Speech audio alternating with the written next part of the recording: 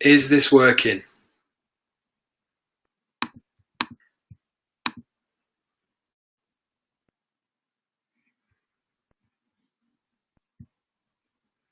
Can anybody see?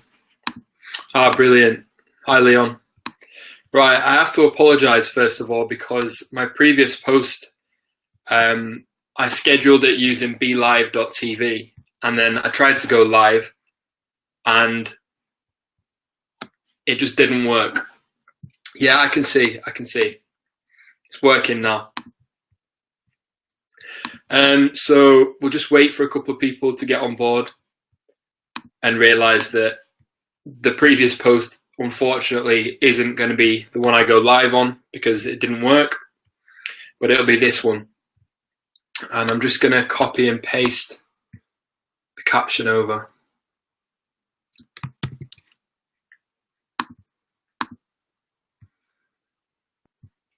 I've got quite a bit to go through in this live. I've got a bit of structure to it, and it's basically in response to a couple of posts that I've been reading lately, not only in this group, but in a number of different groups.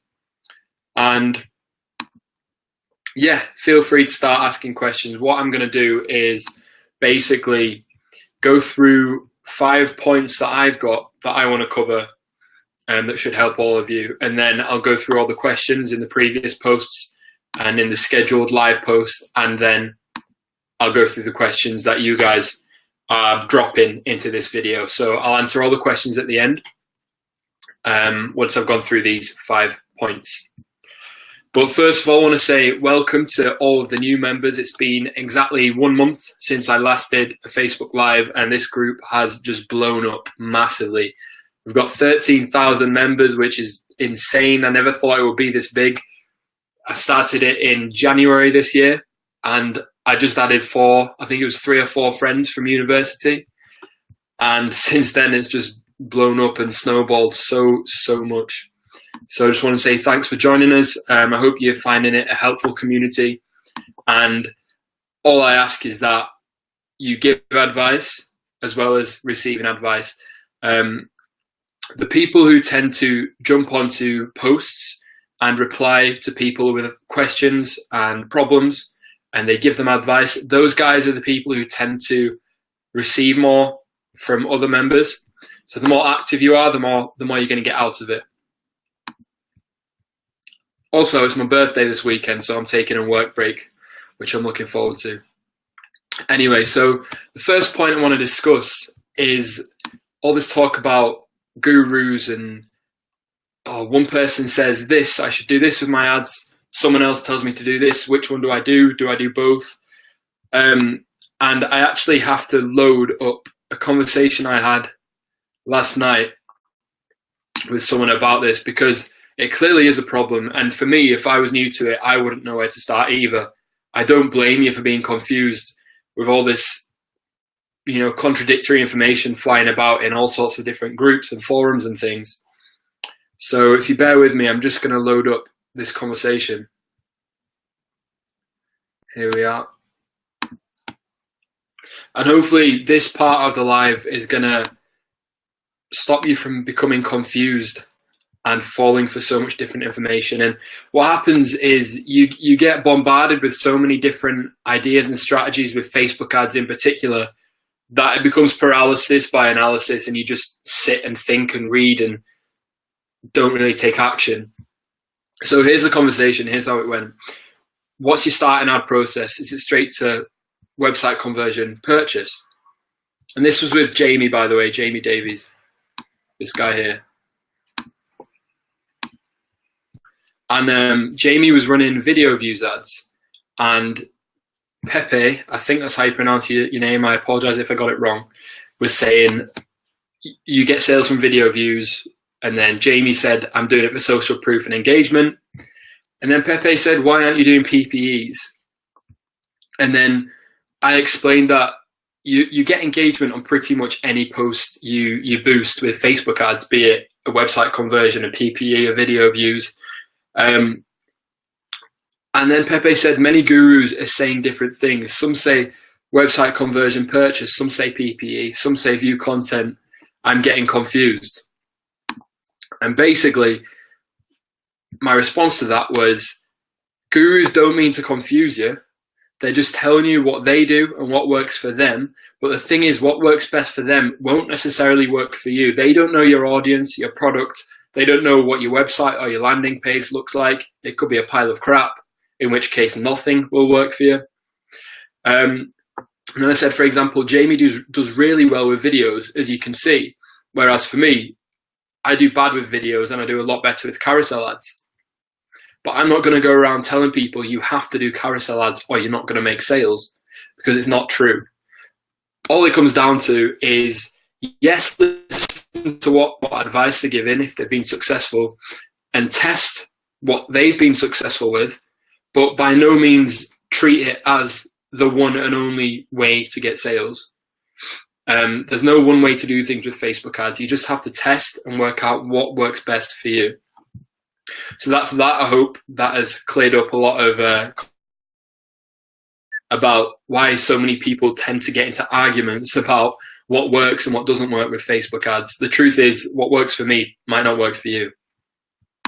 Secondly, those of you new to the group especially, and even those of you who've been in it, since it's, in fact, everyone in this is our first Q4, that's fourth quarter, as a group, and it is so good for e-commerce. I'm so excited about it.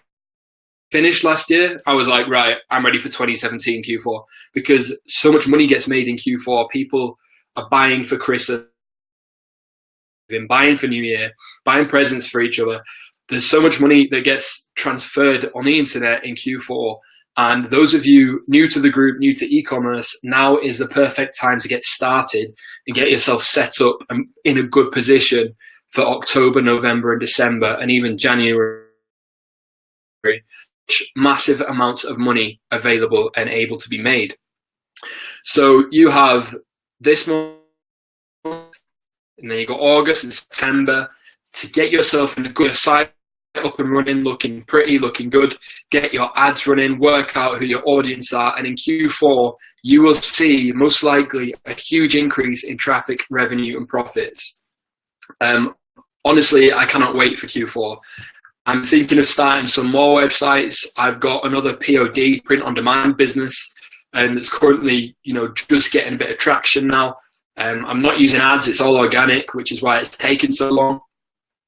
But I'm really excited for that for Q4 to see what that brings. And it's just going to be like insane. I can't wait. And then third, a success story that is, quite close to me in terms of when I started and the people that I sort of networked with online. I started late 2016, and it was just by chance that there was a guy who was living in the same city as me, but went to universities, Newcastle and Northumbria. And for some reason, I had him on Facebook. I used to work in events and promotions, so I had so many random people on Facebook that I didn't know. And I saw a post, and he was promoting his website. And I'd been reading articles about this thing called Oberlo, but I hadn't yet used it. So I messaged him, and I was like, how do I get involved in this? How do I get set up? Are you in any Facebook groups? The truth is, I knew he was in a Facebook group because I searched. And I just wanted him to add me to it. And he was like, yeah, I'll add you. He added me. And then from there, I built my first e-commerce store, and I kept in touch with the guy. And my store just grew and grew and grew. And it got through Q4. And then I hit £100,000 in revenue, gross sales. I was like, wow, I've just done this in 3 or 4 months. How on earth is this happening? And then I spoke to the person, obviously, this guy who added me to the group in the first place, asked him how he was doing, and it turns out he wasn't doing good at all. And in fact, he stopped running his site. It was, he won't mind me saying this, it was a leggings website. Dropshipping using Oberlo, AliExpress. It was a leggings website. He had 10,000 followers on Instagram, and I was thinking, this guy must be making so much. But actually, the reality was he wasn't. And he was, in fact, losing so much money that he closed the store and stopped running it. But as I said, this is a success story. I spoke to him literally 3 days ago. He's in Florence in Italy at the moment. He's running a couple of different, he's got a private label business, e-commerce business, and he's got a couple of different dropshipping stores, still using Oblo, still using AliExpress, and he's now in profit. He had a big failure with his first store, and yes, he lost a bit of money, but now he's running more than one store, a private label, which at the moment is going through a bit of turbulence, but he's dropshipping enough money for him to go and travel wherever he likes. He said, I'm staying in 5-star hotels. I'm staying in class Airbnbs in Florence at the moment. I'm going to Thailand next month, like in Phuket, I think he's going to. And it just shows you that, like, this guy was in the same position as a lot of you newbies here today watching this. 1 year ago, he was in that position. And now he's running a business that he does from his laptop, totally location independent, totally detached from trading time for money. And he's doing exactly what he wants to do with his time, wherever he wants to do it. So that shows you what's possible. Even if you have a failure the first time, just keep trying. Fourth, just quickly, you will see above this video, I think, there is a link, 2 links to 2 Udemy courses. And beginners, check out the Shopify dropshipping course link. Honestly, a lot of people in this group are in this group because of that course. It's the most comprehensive thing I've ever put together in my life, and I've got so much feedback about it. It's got about 850 reviews now. I really, really, really urge you to go and click that link and check. And if you don't like it, there is a 30-day no questions asked refund policy. But yeah. Fifth, before we get onto the questions, we're nearly there. Those of you who are having trouble getting sales with Facebook ads, there's a very simple approach to working out why that is the case. Obviously, if you use Google Analytics or you know how to look at your metrics and your data in more depth, then you're going to know more about where you're going wrong. But basically, if you want just like a really shallow look at where you're going wrong, here's what I lived by when I was starting out. Basically, if you're getting traffic but no sales, don't have a go at the people that are professing and teaching you Facebook ads. They're not teaching you the wrong stuff, they're teaching what worked for them, as I've previously discussed. But someone commented, I'm not going to say who, but a guy commented the other day saying, I'm sick of all these useless Facebook methods and tips, and I've spent X amount on Facebook ads courses, I still haven't made a sale. I then asked what his site was, looked at his site, he was using AliExpress descriptions, he had a really bland add to cart button, he had massive trust seals, and I said, you know, realistically, are you going to buy from your own? Because I wouldn't be buying from that website. It doesn't look trustworthy, it doesn't look legit. And what I'm trying to say is, if your product, your website is your product, it houses your product, if your website is substandard, your issue isn't your Facebook ads, your issue is your website. You need to make sure that that website is the best that you can possibly make it before you start running Facebook ads. Because if you start spending money on Facebook ads, I'm talking not just tens, but hundreds of pounds, dollars, whatever a week on Facebook ads, and you don't get sales, you're probably just going to give up. And you're going to blame it on the fact that you were misinformed about Facebook ads. The truth is, 9 times out of 10, the person who's having this issue, their site is awful. They haven't taken the time to write good product descriptions. They're using stock AliExpress photos with the AliExpress supplier's watermark on it. And you just can't take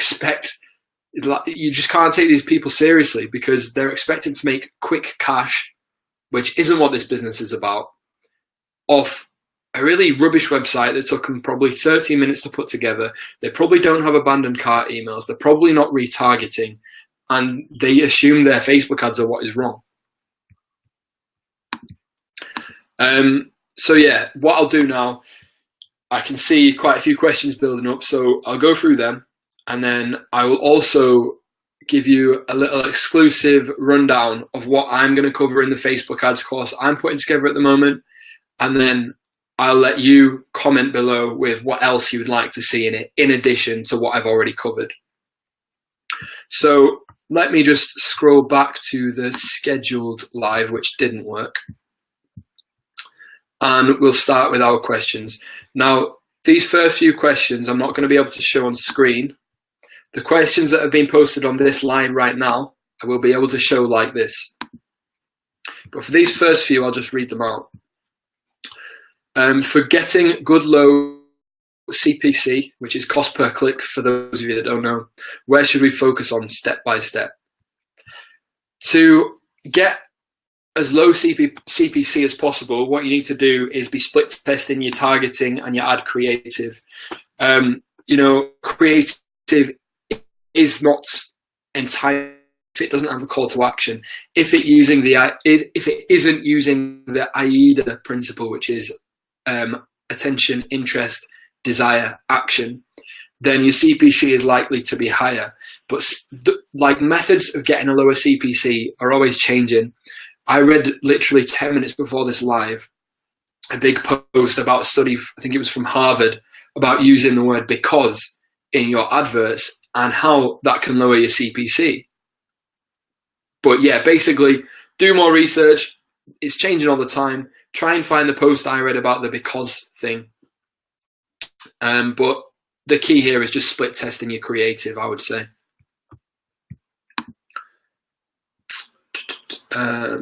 In addition to Facebook ads, do you ever create ads on Instagram?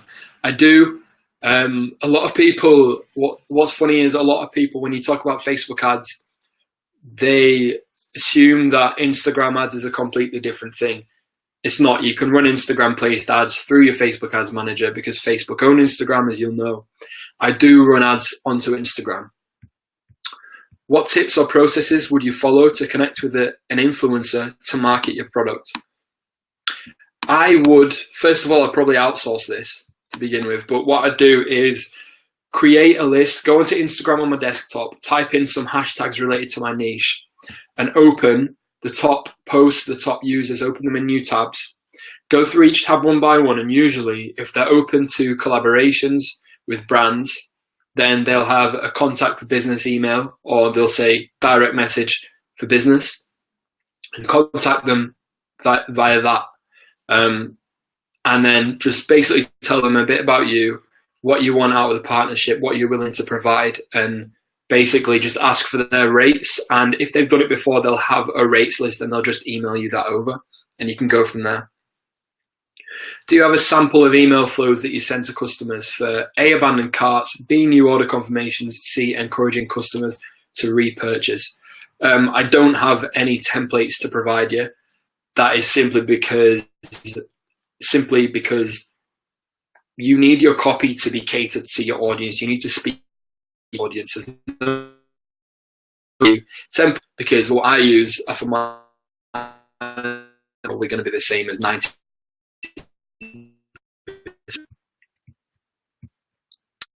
How often do you buy products and then live?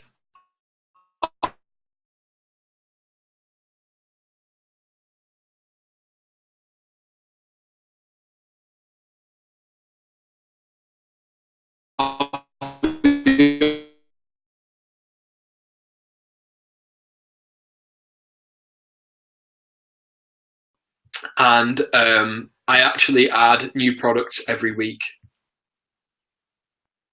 Do you refresh content on your store, blog content? I don't have any blog content. I do want to start adding it to increase my SEO. New social media content. I have new social media content every single day. Multiple different posts every single day. My About Us, I haven't changed in a long while. And I'm talking like months, which probably isn't best, but I don't really know much about SEO best practices, to be honest. Hi Adam, I've been running my store for a few weeks. I've been emailed by an individual asking if I would mind sending her some products to test. Is this something worth looking into? Should I be asking how many Insta followers she has, etc.? Okay, you need to do some research. If I sent products to every person that emailed my store asking for freebies, honestly, I'd probably lose a lot of money. You need to do a background check on this person. Are they big on social media? Are they a vlogger? Do they have a big YouTube channel with huge subscribers and views? Is their Instagram profile massive? Do they have good engagement metrics? Use socialblade.com to look at the growth of their Instagram profile. What else? Just do some background research. I got you can fall for a lot of stupid stuff, to be honest, because a lot of people actually, as dropshippers, what is funny is we get emails from people who are trying to start out and they haven't heard of Oberlo yet, and they say, "Oh, can I be a dropshipper for your store?" It happens to me all the time, and I used to be like, "Oh my god!" I used to like text my business mates who run my social media. I'd be like, "Oh my god, people are going to start dropshipping for us. How cool is this?" And we don't have to advertise anymore. They're going to advertise and they can just buy from us and we can dropship to dropshippers. Turns out these guys, I took the first few seriously, and I spent a lot of time speaking to them on Skype, over the phone, talking about deals and discounts, and working with my supplier to work out what deals I can give the people ordering from me that I'm going to dropship for. And I didn't hear from them again. And it turns out they're like teens in high school trying to build their own brands and whatever. And from then onwards, I've just not given it the time of day. And any email that sounds too good to be true, you need to spend some time reviewing it and looking at the person behind it. As a newbie and a person that is time poor, what should I be outsourcing? I love that phrase, time poor. It's very important and very underused today. What are the things I should focus on mastering, and what should I outsource? Okay, first thing you should outsource, customer service and order fulfillment. Second thing you should outsource, social media scheduling and content posting and creation. You should do your own SEO, own on-page SEO, because it's very easy. But if you want really, really good SEO, outsource that. It'll be a one-time fee most likely, and it'll probably be a lot, but it might be worth it. Web traffic, so that'll be your paid ads, cost per click, PPC advertising, so Facebook ads, Google AdWords, Bing ads, Twitter ads, whatever you plan on using. Do that yourself. Customer service, I would do yourself as well. And pretty much anything you don't know how to do yet, do not outsource. Learn it yourself, and then once you've learned it, put into like a file your step-by-steps of how your processes are with it. So for your customer service, it would be how to deal with returns, how to deal with angry customers, how to add discount codes, personal discount codes, and send it via email, how to answer this question, links to tracking sites and things like that. Put it in a file, and once you are very competent with your customer service and you've built your own way of doing things with your customer service, then outsource it.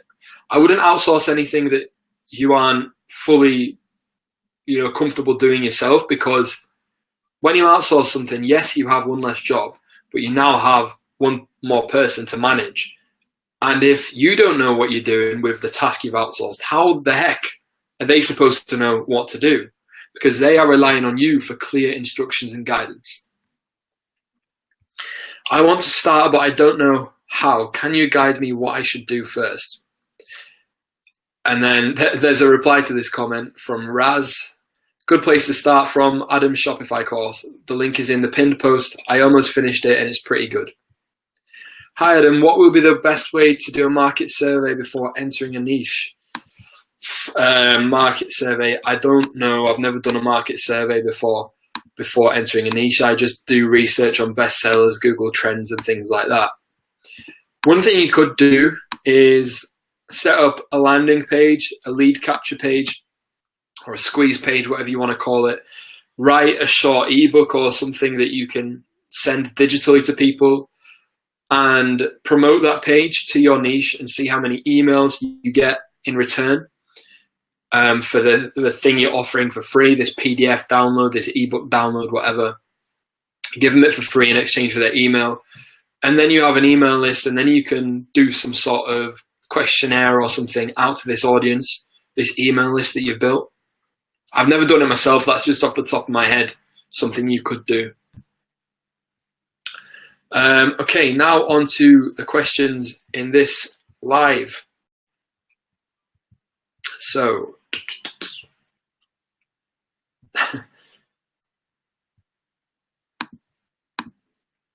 no problem. I enjoy doing them. Oh, this Leon and Jamie planning to take over the world together. Happy birthday. Thanks, guys.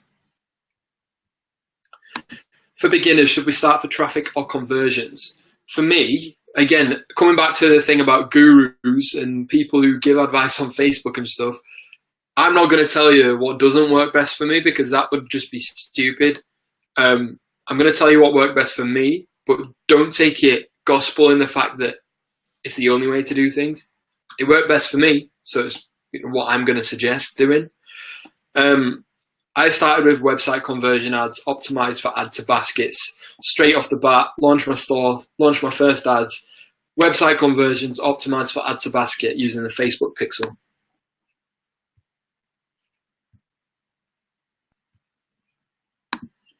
Some extra info from Jamie from the post I was talking about gurus. Video views are cheaper than PPE for my video posts for the same amount of reach, engagement, likes, and I often get sales from that too.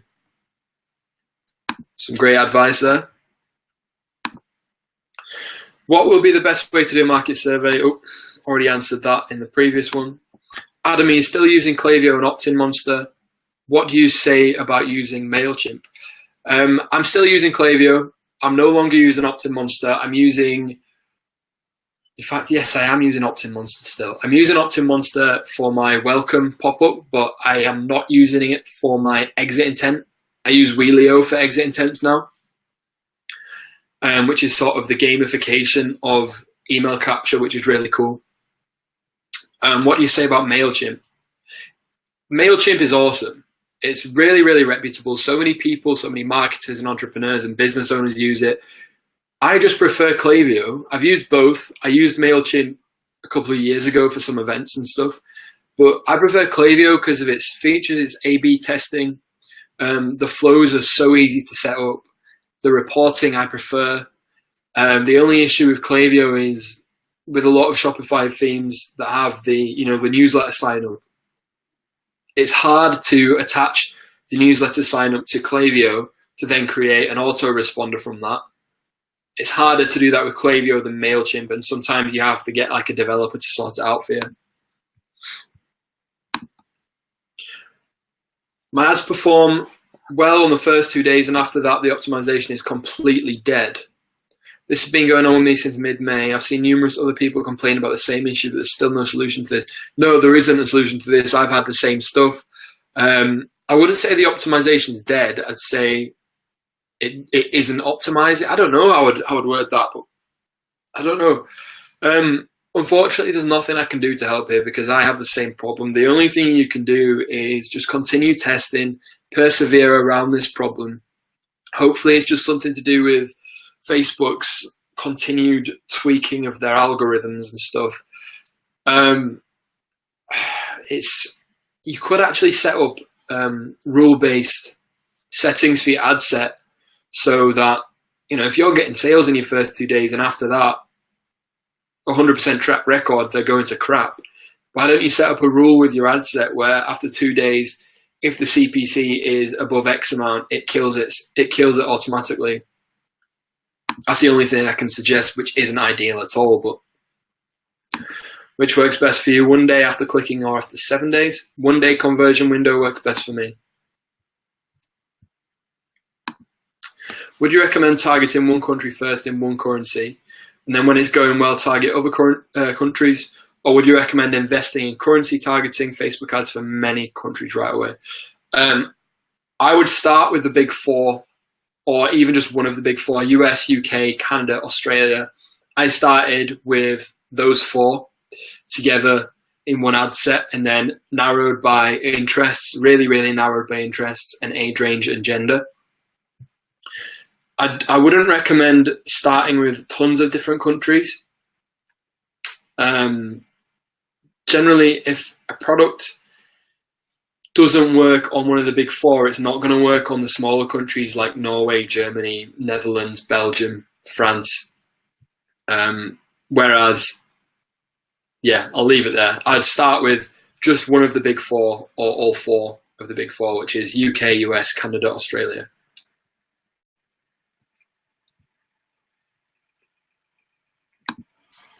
Will you update your online course for dropshipping if there are any changes or in general incoming updates? Yeah, it is going to be updated continually. I'm not just going to set it and forget it. I do want to keep it relevant and up to date as much as possible. Which theme do you use? I use Simple, Minimal, and Retina. I'm going to be trying out Shopify Booster and Turbo pretty soon as well.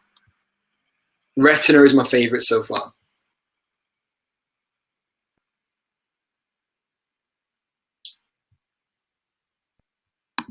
How do you suggest optimizing Google AdWords other than daytime parting by location and negative keywords? Any suggestions? No other suggestions than that. That is how you optimize Google AdWords, because it's word-based, like it's search term-based targeting. So by adding negative keywords, exact match phrasing, broad match phrasing, that is how you optimize Google AdWords. It's nothing like Facebook ads. Typeform is best for surveys. Thank you, Prashant. That is in response to the question about marketing surveys. So check out Typeform. So this is the type of collaboration we have in the group. If I don't know the answer, someone else probably does, as you can see. What's up? I'm in the US, but how do we go about finding the right kind of CPA or accountant for e-commerce? I'm lucky enough to be related to one that deals with all mine, so I'm not the best person to ask on where to go to find accountants. I'm sure a quick Google search of Shopify accountants or e-commerce accountants, or even, I don't know if it's a thing, but maybe even there might be accountants that are trying to rank highly for dropshipping. I don't know, on Google. So maybe even search dropshipping accountants, because then they'll know a lot more about import duties and taxes and stuff to do with importing from China. But I'm not the best person to ask about this, because I didn't need to go out and look for one. We've got a nice store and can handle operations. With a limited budget, would you suggest outsourcing Facebook or Instagram ads and other marketing, or partnering with a shit-hot marketer? I wouldn't partner with someone, because generally the best marketers know that there's no point pairing up with someone who's, yeah, okay, great, you've got a nice store and can handle operations. No one worth partnering with in terms of advertising and marketing. If you want to get someone huge, they're not going to do it for 50% rev share, because they know, okay, this guy's just offered me 50% of his store. What's he bringing to the table? He's bringing operations and a good looking website. Hang on, I can outsource the operations to someone in the Philippines for $6 an hour, and I can create a good looking store over a weekend, and I'll save myself 50% of the revenue from here on in. I don't need to partner with this guy. So if you do want to outsource Facebook and Instagram ads, it's best to use an agency rather than partnering rev share with a shit hot marketer.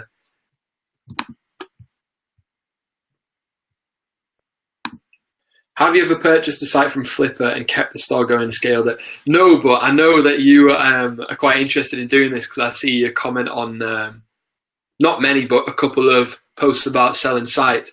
I've looked into it and I'm really tempted, but then I just think, like, the level the stores are at, that are actually at an amount I'd be happy to pay for. And you just think, actually, I can just build one of these sites myself. There's nothing, it's not private label, it's not branded, it's just a dropshipping store. I could build it myself and get it up to that revenue, that traffic, that profit in, a couple of months. Is it really worth shelling out X amount on it? And then at the same time, I know what you're saying, like, is it worth risking it and buying this iffy, so quite profitable website, holding it, growing it, scaling it, and then selling it for more? That's something I really want to do, but at the same time, I can't really justify buying it when I can just build one from scratch. I've never done it though, no.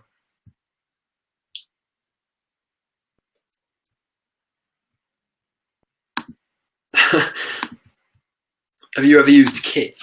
No, I've never used Kit. All I hear are bad things about Kit. I've never heard anything good about it. By the sounds of it, it's just a very basic app that just runs not very well targeted ads for you, is what I gather from the feedback that it's got so far. When is your FB ads course or PDF coming out? The PDF is pretty much done. I just need to proofread it one more time and then it's all finished. Thank God for that. It's taken so long. It's really cool though. It's got screenshots and all sorts from the course itself. Facebook ads, it's coming. It's very, very close. I've just been editing some more videos this morning, but I still feel like there's something missing from it.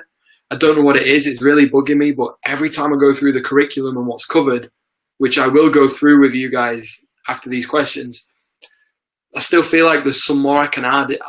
Like there's some missing, like there's something missing from it, but I can't work out what it is. And I don't want to release it until I'm happy with it 100%. Kit is the most annoying thing in the world. There you go. That's all you need to know. So that's it for the questions so far. I will quickly run through the curriculum for the Facebook ads that I've got finished and ready to launch so far. And then hopefully we may have a couple more questions by the time I'm finished. So bear with me. I'll just load it. While it's loading, I'll answer this. Instagram influencer pricing, what's too high to pay and how to discern quality ones from the numpties? There are a lot of numpties, I agree. It's very, very annoying and it's tedious, but the best way to work out if someone is legit and the real deal or not is to check their profile and check their engagement. Go on Social Blade and look at their growth numbers. They should have a steady growth.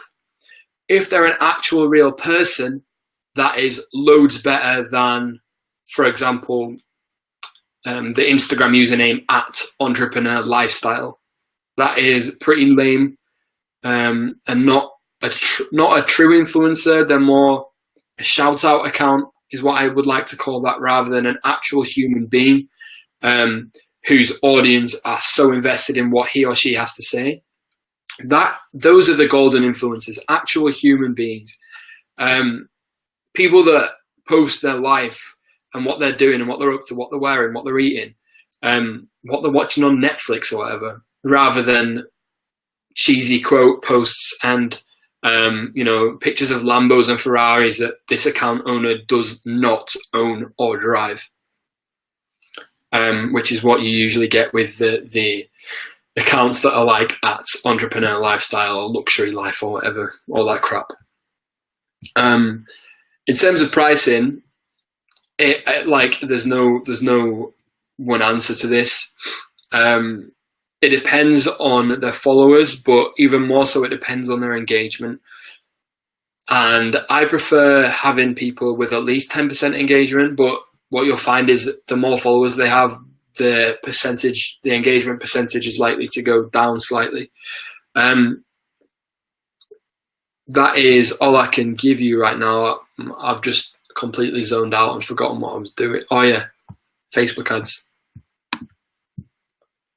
My bad. Have you ever heard or used Connection? No, but it was probably you that commented about Connection Explorer on a post the other day, because I've never heard of it before and I didn't really find much info about it on Google. I don't really know what it is at all, to be honest. I've never heard of it in my life.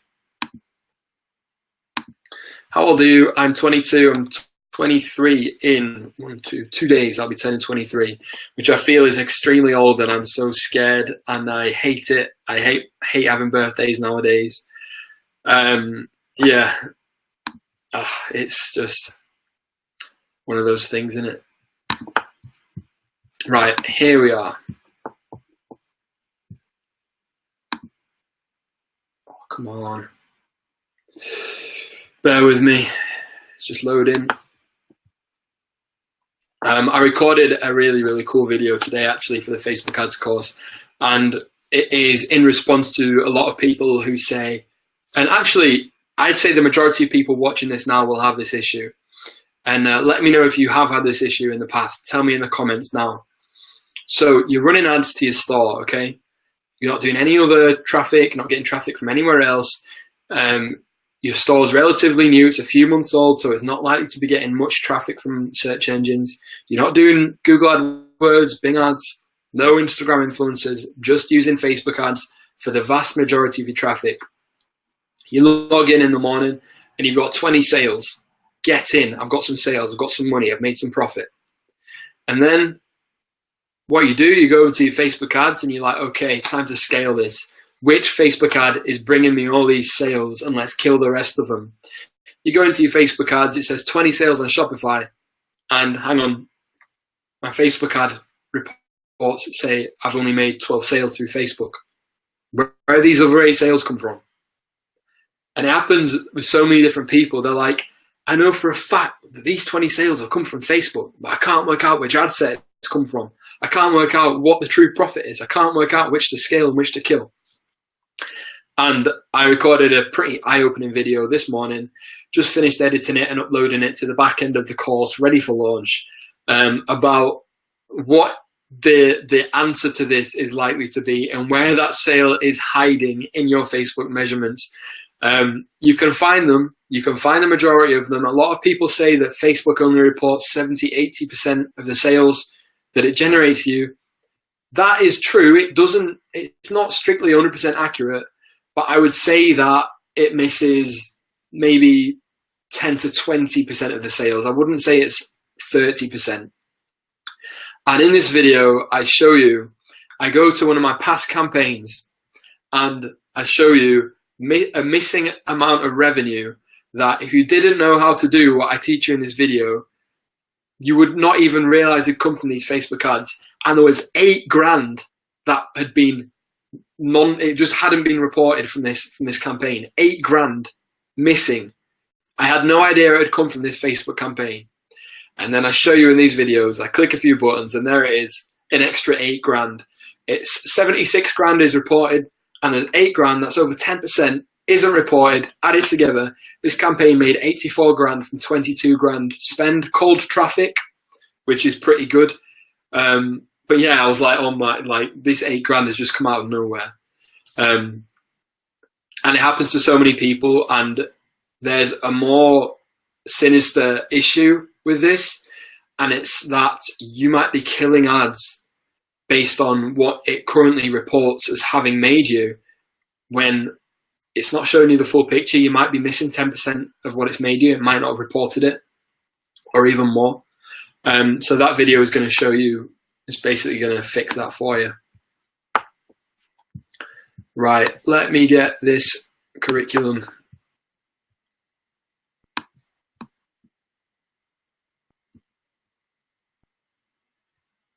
Okay, so we have an introduction section, of course. A load of cool stats about Facebook ads. And actually, did you know that I think it's 85% of ads don't constrain their ad set targeting using anything other than, no wait, I said that wrong. 85% of ads, when it comes to location, they only target by country. They don't exclude regions. They don't exclude certain cities, which is insane. 85% of ads. And also there's another stat that's like only 45% of ads use interest targeting. More than half of ads aren't using interest targeting, which is berserk. So I'll go through basically an overview of the ads manager for people that are brand new to Facebook ads, setting up pages, setting up payments and limits. A couple of things about Facebook policies, the Facebook ad structure, the different tiers, each tier in detail, so the campaign in detail and every single marketing objective, the ad set in detail and every single bit of the ad set and what it does and what it's used for, budget and schedules, scheduling and start times, just some info from my own experience about placements to avoid. Then there's 1, 2, 3, 4, 5, 6, 7, 8. 8 videos at the moment that just show you me setting up different types of ads. And then 10 easy tips to better advertising on Facebook, and a step-by-step guide to improving your ad copy.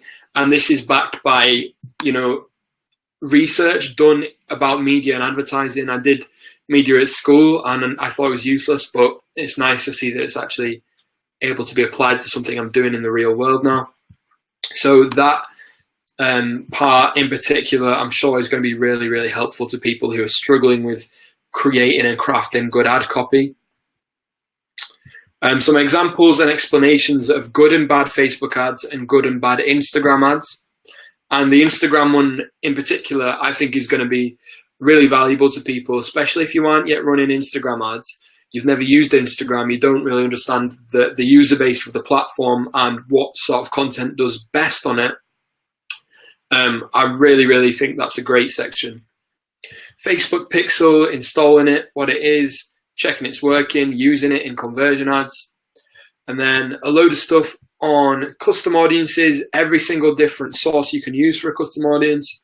Some ideas for really, really powerful custom audiences like past customers, repeat customers, and then purchase power audiences are what I like to call them. So your big spenders.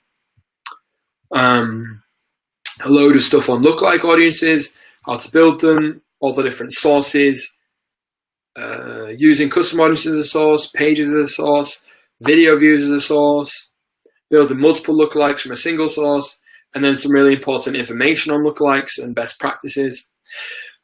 And then using custom and lookalike audiences, including excluding them, constraining them using demographics, constraining them using detailed targeting, and then segmenting them. And then my favorite section, because I'm a data nerd, measuring and analyzing your Facebook ads. So an overview of Facebook ads reporting and analysis, actions you can take and should be taken using reports. The importance, and I stress this so much, the importance of knowing your numbers and your profit margins before making any decisions. And in fact, before running any Facebook ads in the first place, you need to know how much you can spend on acquiring a customer. Creating custom columns, and specifically my favorite setup for e-commerce reporting, analyzing your Facebook ads by cost per purchase, introduction to breakdowns, how to use breakdowns to constrain the ad set, which not enough people do. A free tool for converting your campaign data into really, really good looking, easy to read and easy to, what's the word? Oh, I've forgotten the word. Easy to understand infographics about your campaigns, and you can create them for each campaign. And basically you get a really nice printable PDF that shows you your ad spend, where it's gone, the CTRs for loads of different things such as genders, ages, countries, and also the big one, it also shows you the impressions, clicks and unique clicks by interests that you've used in your targeting. So you input you link it to Facebook, provide them your ads account name and the campaign you want to produce an infographic report of, and it will send this to your inbox, this infographic report, and you'll see loads of different breakdowns and measurements, and it will help you inform your future advertising decisions. And as I said, the fact that it includes info on how your interests have performed is huge. And I show you one in the course, and I've been targeting stuff to do with MTV at the moment and similar like reality TV and music television related stuff. And I thought it was going to do really well.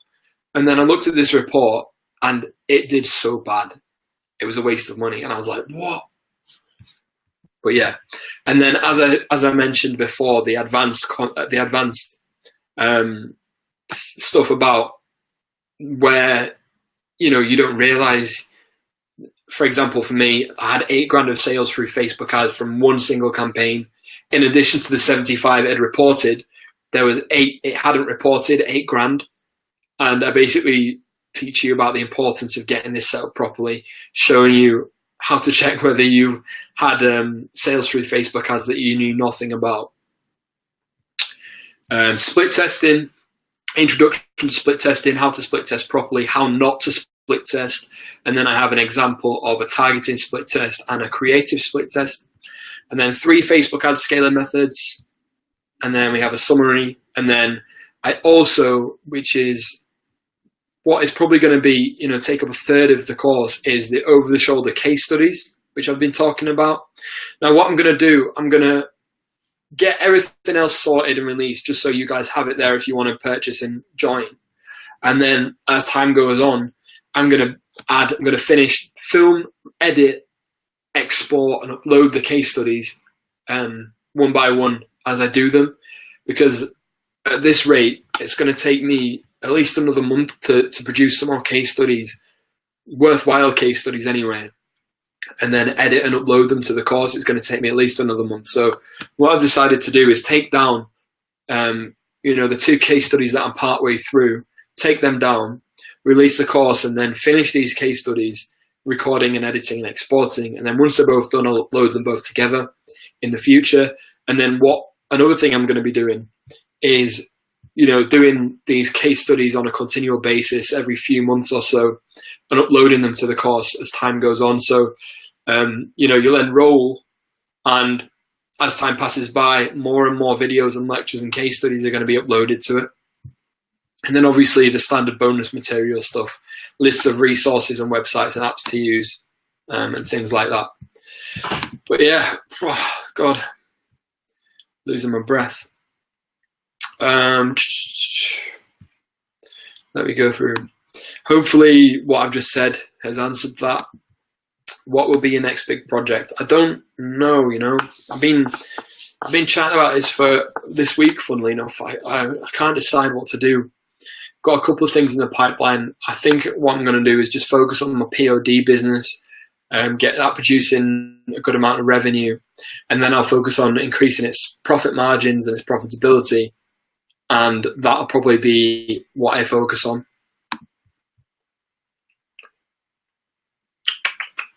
I have issues with placing the ads, traffic, but no sales. Leon has the answer. It's probably your website. Is there a cheap or free website that can tell you the demographic breakdown of Instagram influencers, age, gender, location? Can you specify this and it shows you the best influencers? Demographics pro. I don't know. What I tend to do is actually ask the influencer for the breakdown. I know on business accounts you can, the actual user has a little. In fact, what I would do is suggest you go and create a business profile on Instagram and run it for a week. You don't need to build it. You can leave it after a week, but just get one yourself and turn it into a business profile. And you can then see the data and the breakdowns that Instagram business profiles have on their followers and their engagement. 2 of my close friends are Instagram influencers themselves, and they turned their Instagram profiles into business profiles, and just so they can see the analytics and the breakdowns of their followers, while we on the outside don't have access to that. If they have a business profile, they will know the demographics because there is an analysis feature actually in their Instagram business account. And all you can do is just ask them for the breakdowns and the info on their followers and engagements, and when's best to post off their account, because Instagram tells them this is when you're getting peak traffic and engagement. It shows them in their business account back end. If you ask them for details, they'll probably oblige if they're, a decent influencer. How big audience do you target when you're starting campaigns? I think when I started, I was going like around 1 million, 2 million. I range from like 20,000, 30,000 up to over 1 million, multi-millions, and all sorts of different audience sizes. It's worth testing. At the moment, what I find is, and Aaron James was saying this the other day, going broad by country for me anyway is working a lot better right now than it did in January, when actually splitting ad set by country was what was working best for me. Nowadays that doesn't work as well for me, but adding all the countries into one ad set, or multiple countries into one ad set, is working better for me now. It changes all the time. It's really annoying. Facebook ads is something you have to stay on top of. It's not just set it and forget it, unfortunately. And stuff's changing all the time. How do you market your Udemy course? It's just like YouTube, I guess. Will the FBI discourse be relevant for global audiences? UK, I'm more focused on the US. Oh, global, mate. It's not like teaching you how to target a specific audience. It's not teaching you how to sell to the US. It's just more of a general training of all the basics and then the advanced and the stuff that I cannot believe that people aren't doing enough, like using the breakdowns, using interests, using lookalikes, the key custom audiences, setting up your reporting properly, making sure that Facebook is reporting or the majority of your sales, not doing the thing that happened to me where I somehow, didn't have $8,000 worth of sales reported from one of my campaigns. That's over 3 months, by the way, that $8,000.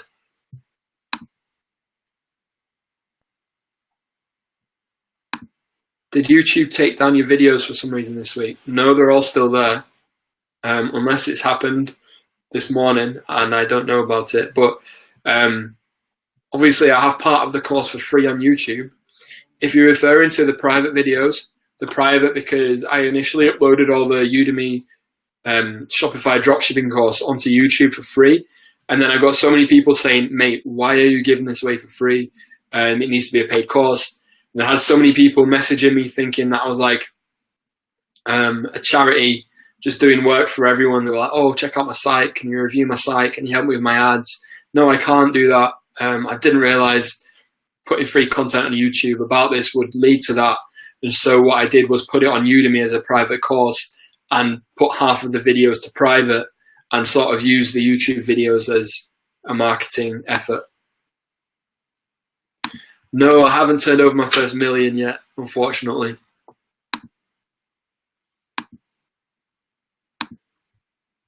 What we'll do, I guess we'll call it a day unless anyone has any more questions.